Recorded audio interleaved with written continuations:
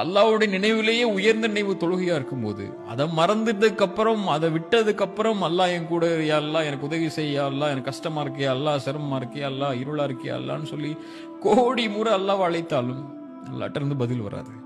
இப்போ ஒரு மனிதனுக்கு அல்லாஹ் கொடுக்கக்கூடிய தண்டனையிலேயே மிகப்பெரிய தண்டனை அவனுடைய அன்புல அவனை விட்டு அல்லாஹ் தூரமாகிறது. அப்படி செய்யணுமா, அல்லாஹ் உங்களை விட்டு தூரமாகணுமா, ஒரே ஒரு செயலை செஞ்சுருங்க, அல்லாஹ் உங்களை விட்டு தூரமாயிருவான். தொழுகை விட்டுருங்க. அல்லாஹ் உள்ளச்சத்தோடு பயப்படக்கூடியவங்களுக்கு தொழுகை மிக முக்கியமான அடிப்படையான ஒரு ஆயுதம். அவங்களுக்கு அதை எடுத்துக்கொள்வாங்க. சோதனை வரும்போது அல்லாஹ் முன்னாடி போய் நின்றுவாங்க. அல்லாஹ்வை கரெக்டான முறையில் அஞ்சு நேரம் தொழுகையில கவனம் செலுத்தி அதில் தன்னை ஈடுபட்டு எப்படியாவது சோதனையிலிருந்து வெளியே வர்றதுக்குள்ள வழிகளை தேடிக்கொள்வாங்க.